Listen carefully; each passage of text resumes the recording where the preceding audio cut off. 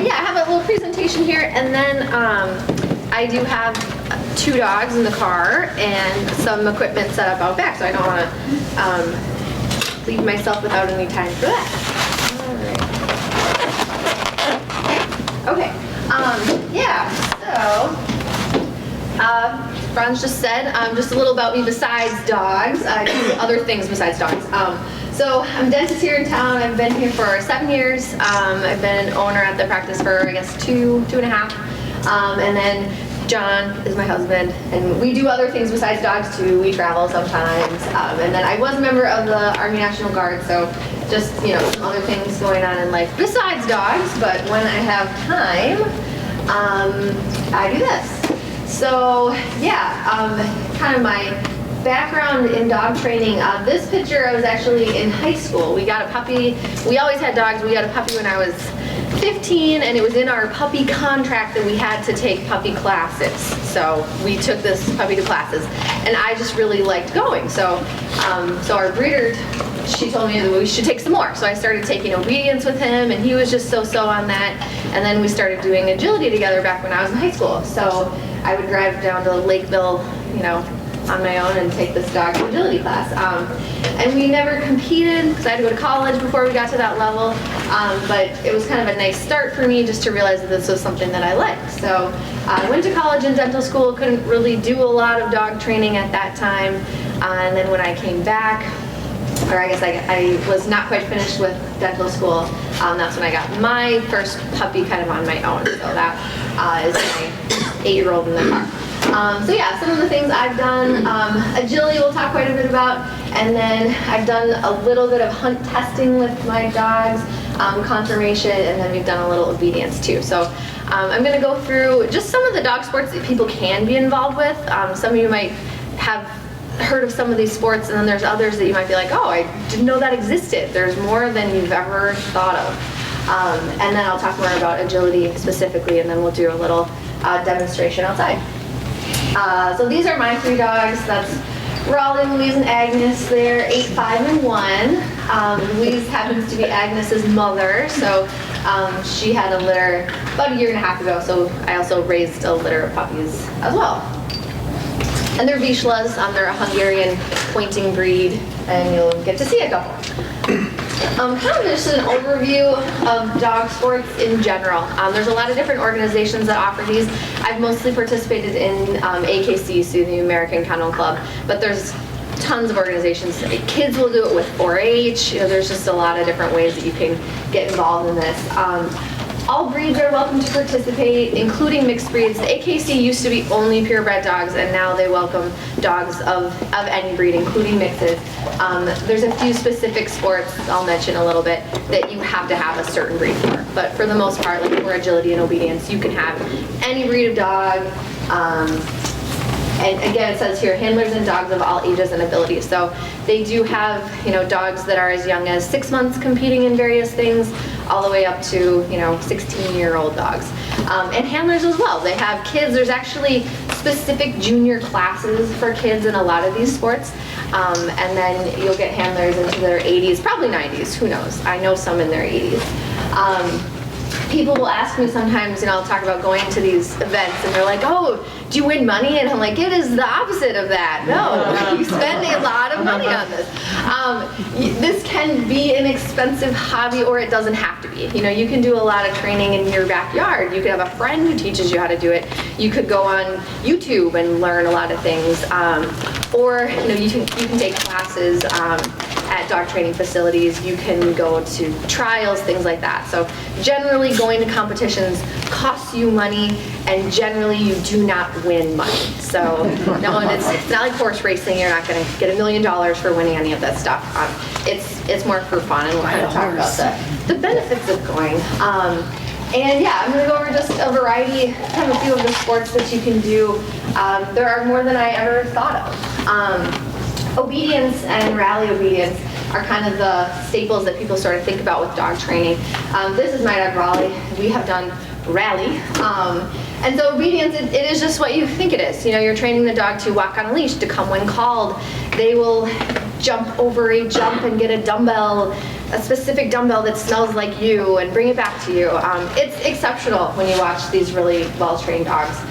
This is, you know, them, they're all in a sit-stay there together. Some of the activities are on leash, some are off leash, depending on what you're doing. This is an example of a rally map. So if you think that regular obedience is a little bit too rigid for you, rally is kind of nice because it's like a little, I don't want to call it an obstacle course, but it's a course where you go up and this sign might say that you need to turn a 360 and to the left, and that sign might say sit stay. And so it's just kind of a more user-friendly for people who have never been into it before. So if you've ever thought about obedience and wanted to get into it even a little bit, rally is a nice place to start. And you can talk to your dog throughout rally, so that's why my dog likes it. He doesn't like it when I can't talk to him. So he doesn't like traditional obedience, but rally he loves because I can just tell him he's a good boy over and over, and he just follows along. And that's essentially what training him is like. So just continue to tell him he's a good boy. He loves it. When people think dog shows, a lot of times they're thinking about conformation and breed judging. So this is one where you have to be a purebred dog, and they do, you know, have to be that specific breed. At first, when you go to these, you're going to just compete against dogs of your own breed. So, like, these are all vizslas competing against each other. And they do a couple different things. You would stack your dogs, so you're going to set them up in a certain way.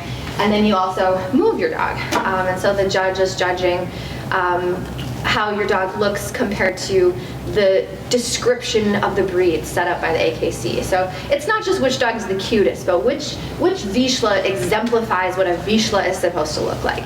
This is a little bit of a weird hobby. If you've ever seen like Best in Show, I mean, it's a little odd, but it also can be great. This is a great hobby for kids. They do have specific classes just for juniors where they only compete against each other. And it actually doesn't matter what their dog looks like. It just matters how the child or the teenager is doing handling the dog. So really, any kid with a purebred dog, even if their dog isn't the best looking, could do this. So this is kind of a fun class. Hunt tests and field trials, I have done some of this. These, you do have to have a specific breed as well. There's tests for pointers, which is what we do, retrievers, spaniels, and hounds. And they each do their own thing. And you can't compete with another dog. You know, you couldn't take your poodle and compete in a pointer class. You have to have a pointing breed. But yeah, this is a really interesting hobby to get into too. At the level where I compete with Louise, you don't actually shoot the birds, you just fire a blank gun. They do set out birds for the dogs, so you know there's birds there. You're not just blindly looking in the field hoping. But yeah, people get really involved in this, and it's nice for the dogs to be able to display what they were bred to do. These breeds were bred to do this. So. And then there are a bunch of others, and this is not an all-inclusive list. This is dock diving here, disc dog, tracking down here, lure coursing. I had another picture of a dog running really fast. That's lure coursing. Lure coursing was made for like greyhounds and whippets. And then, let's see, herding, scent work. This is barn hunt. They actually hide a rat in a cage inside a bunch of hay and then set the dogs loose, a dog at a time, and the dog finds the rat, and the rat does not die. No rats are harmed in this effect. The rats just hang out. This is earth dog. It's not even on the list. Again, there's a rodent down in these holes, but they don't die. They're in some sort of like a tube. There's like a rat tube. Fly ball, we don't have a picture of, but that's a fun sport. Karen has actually done some fly ball.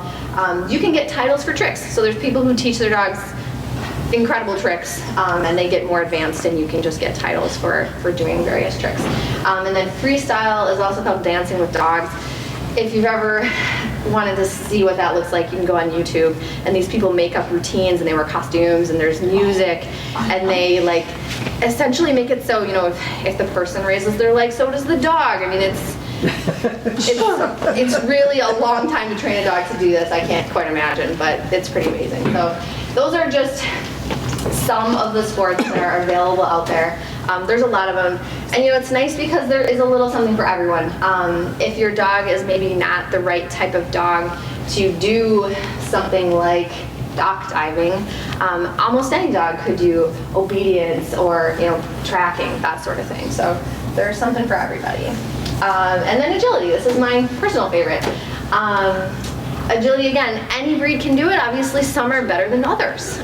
This is my 5-year-old Louise, but I do also work with the 8-year-old and the 1-year-old. So yeah, I've been doing agility more seriously since I got Raleigh, and he's 8, but I did a little bit back when I was in school as well.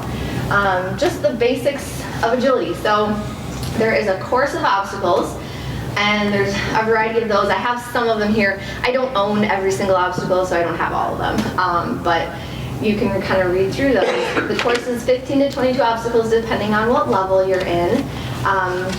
When you get there, the handler is going to practice doing these obstacles in order. There is an order, and you kind of have to follow along.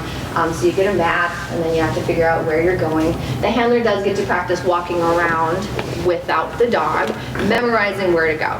You really have to memorize this because, for example, an obstacle, the course of 20 obstacles, it might take my dog 24 seconds. So you're not going to be able to be out there and be like, what's the next one? You have to know and plan out how you're going to tell the dog where to go. And then, after you practice, then you take the dog out, and obviously the dog can't read numbers, so you have to show them where to go. And that is really the difficulty of the sport, is not the obstacle itself, but telling the dog where to go before they take off for the wrong thing. If you train, you go to classes, and you like it, you can go to competitions. You don't have to, but this is kind of where a lot of people end up, is going to agility trials. There's different levels based on the experience. You start at novice, you end up in masters. They are also separated based on height. So a dog, they get measured, and then they jump jumps roughly equivalent to the height of their shoulder, and you only compete against other dogs that are similar height to your dog. So when the dog has a clean run, so they didn't make any mistakes, they get a qualifying score. We also call that a Q. The goal is generally to earn titles, so if you get enough qualifying scores, you earn a title and you move up to the next level. Like I said, you don't earn money for any of that, but you just get these qualifying scores and a ribbon and take a picture with your dog. There is also, they do award first, second, third place, but the nice thing about this sport is that really what most people are after is these green ribbons, the qualifying score. So in theory, everyone there could succeed. It's not a sport where only one person can win and only one person gets happy that day.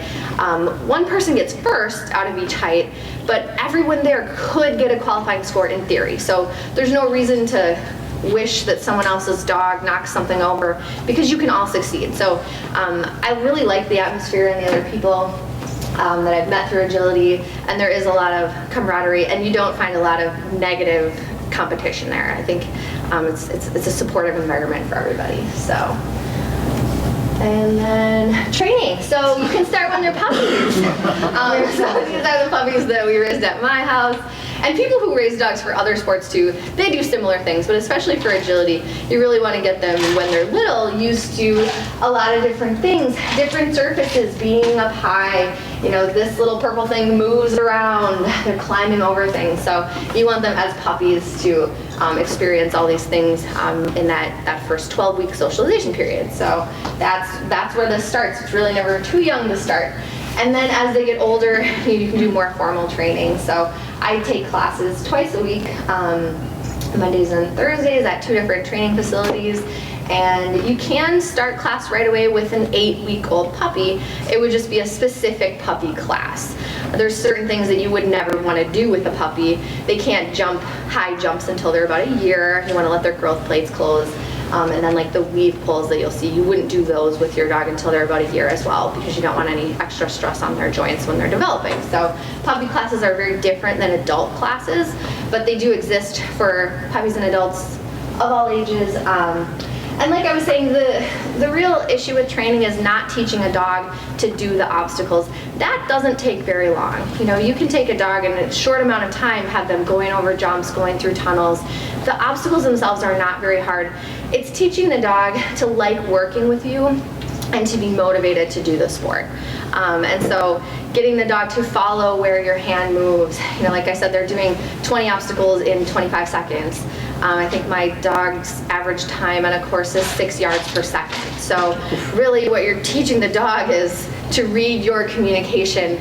And sometimes there's a jump in front of you and you want them to do the back of the jump, and they have to understand that at 6 yards per second that you're saying the back. So there's a lot you can teach a puppy without even using, these aren't real equipment. This is just a game for teaching my puppy how to communicate with me. So it's a lot of fun. The puppy training is my favorite. And then if you get going long enough, you can do higher levels of competition. I have quite a few friends that go to Florida every year. There are 5 dogs of each breed are invited to something called Invitational every year, and so that's in Florida. So the 5 best dogs of every breed get to go to that. This is one of my instructors. She was on the world team this year.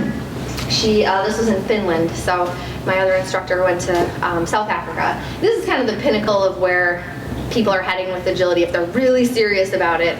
And there's a few select breeds that you will see over and over on the dogs that are on world team. You're probably not going to take your Basset Hound on world team, but if you're serious about it, you can get one of those breeds and go to world team, go to Finland. So this year I did go to the AKC National Agility Championship with Louise, who's 5, and it was in Tulsa, and Mom with, we had a little girls road trip to Tulsa, so that was a lot of fun. This is a big competition. There's 1,400 dogs that go to Tulsa, which makes it sound like it must not be that hard to qualify, but I swear it is. So it's a big deal to go to, but that's just kind of one example of a higher goal that you could set for yourself would be to go to something like nationals. And there's dogs of all breeds there too. And then kind of the takeaway of this is just that the reason we do all this training, clearly not for money or for fame, but it's just for that relationship that you form with your dog. That everyone loves their dog, but people who work with their dog really have a different type of bond. They really know them in a way that you might not otherwise get to know them. So all that training that we do is all for this. And then, thanks. Any questions? These are just for fun. You recognize those guys, yeah. So you have 3. That's special. Yeah. You a few have, years ago. Yeah. You have 3 dogs. Yeah. So how different are their personalities? Sure, quite different. The 2 that I brought with, I'll run each of them, and you can kind of see my 8-year-old male. He's a wonderful athlete, but he's just a easy-go-lucky guy, and he's not really into competition. Whereas the 5-year-old is like ready to go all the time. She's intense. So even within the same breed and they're relatives of each other, they can be very different, which is fun. Obviously you get to a certain level of competition and you want a driven dog, but it is still fun for me to run the happy 8-year-old too. So yeah, very different personalities, yeah. So your female, they compete even if they have puppies? And Yep.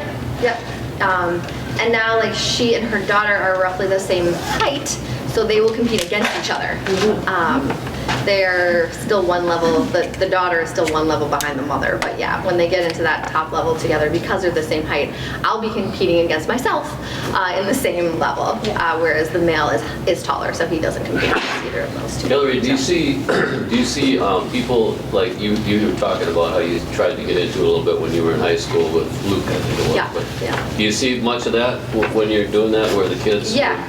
Children get Yeah, this is a great sport too for juniors. I mean, there's a lot of good personal growth to be had there. It's hard to work with animals sometimes. They're a little unpredictable. So yeah, there are definitely juniors that do this. There's actually a junior European Open team. So there's most of the teenagers that they travel to Europe and compete in representing the USA for agility. So there is definitely an active junior scene for this.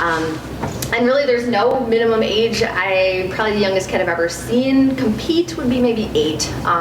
They have to be big enough to keep up with their dog and memorize a 20 obstacle course. But yeah, it's a really good activity for kids who maybe aren't as interested in traditional sports or are looking for something more individual based. It's kind of nice for that. And again, a good way to for them to bond with their dog. So, yeah. And they do offer this through 4-H too. I know they do some of this at like the county fair. You can see kids doing agility, so it's active around here too. Which one of your dogs is your favorite? That's not a fair question. I don't have to answer that just because I'm You can probably answer that. Mine's Raleigh. But Yeah. Probably would say. Yeah, so I'll take you outside. So I'm just gonna run my 8-year-old just a little bit. I don't have a full 20 obstacle course because I don't have all the equipment.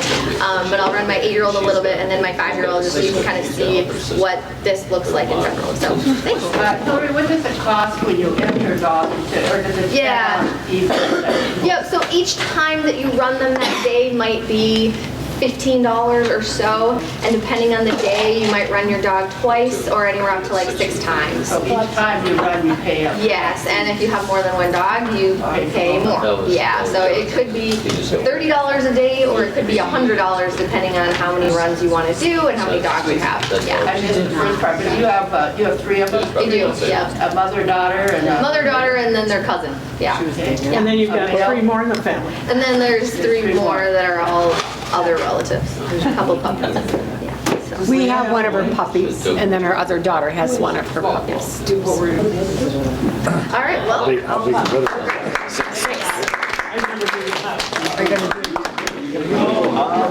Probably not in the Oh, good. Well, I'm not coming back. All right, so I'm gonna go with Raleigh first. He is the 8-year-old. He's probably not going to execute the weaves properly. He can do them, but he gets excited, and so she'll execute them correctly. She doesn't bring her own competition.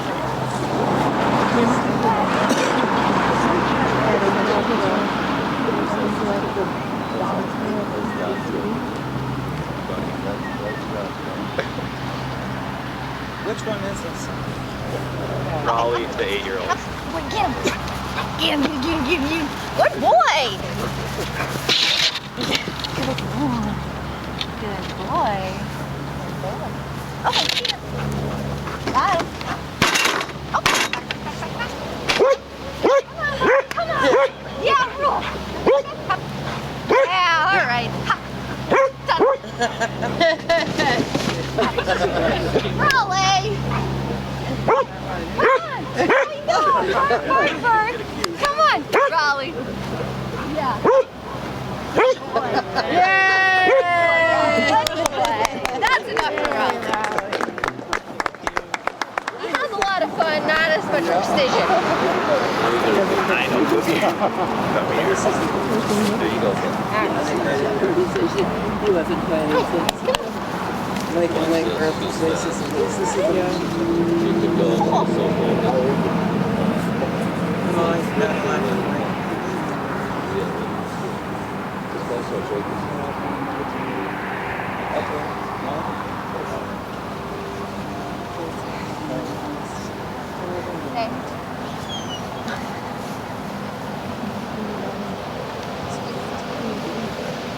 Okay, hop. Yeah.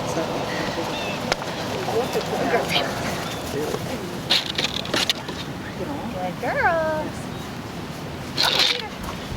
Got him. Good girl, hop. Go.